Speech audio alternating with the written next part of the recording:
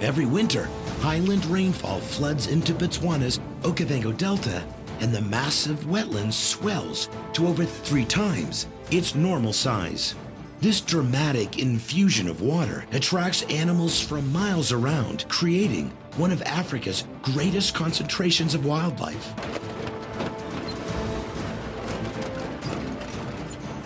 Our adventure begins in one of the many small villages that dot the outskirts of the Delta. So we're in Botswana in the dry season. What are you gonna do? It's like back home in New England. You don't like the weather? Just wait a minute, it'll change. So I'm traveling with Brent Reed. He's a naturalist, he's an explorer. So we got a call from this local village that there's something here in one of the houses, and the family isn't happy about it at all. It is, of course, a snake. This village is called Mokolwani, and these folks have raised livestock in the Okavango Delta for centuries.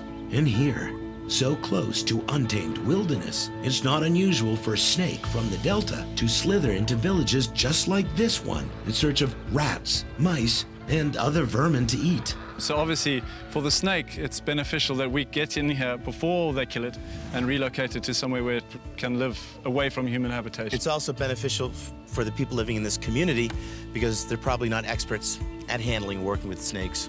And it's not uncommon for someone who's trying to dispatch a snake to get injured in the process. Melar. Eh, nale nog amote. Okay. Nog even. So what's he say? He says it's a puff adder, and it's the last time they saw it was under this bed here. Okay. So we're going to go in and take a quick look, see if we can see him there. It's a bit dark in here.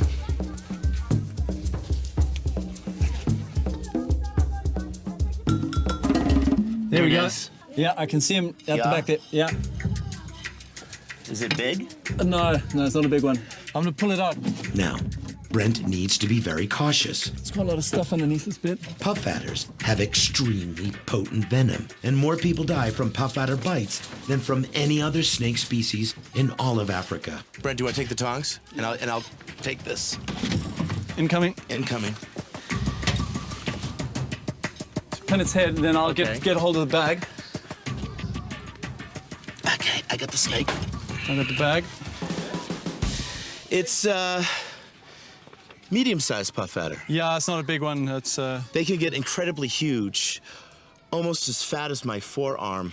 Its defense and its tool for death, its tool to capture its prey, is the venom that it produces. Let's have a look, see if we can open it up.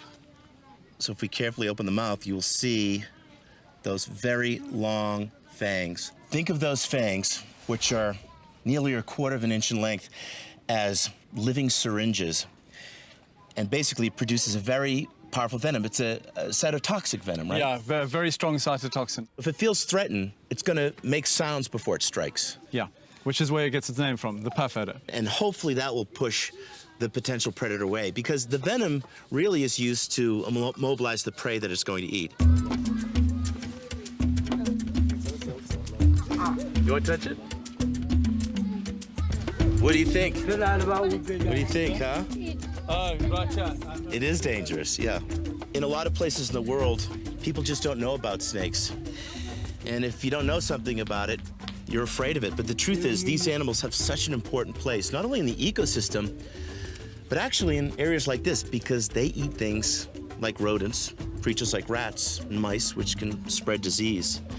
So in the right elements, with lots of respect, incredibly important, but they can be dangerous as well. So it's very good that we'll be taking this to a wild place, some wilderness. Yeah. You ready? I'm ready. On 3. 1, 2, 3. All right.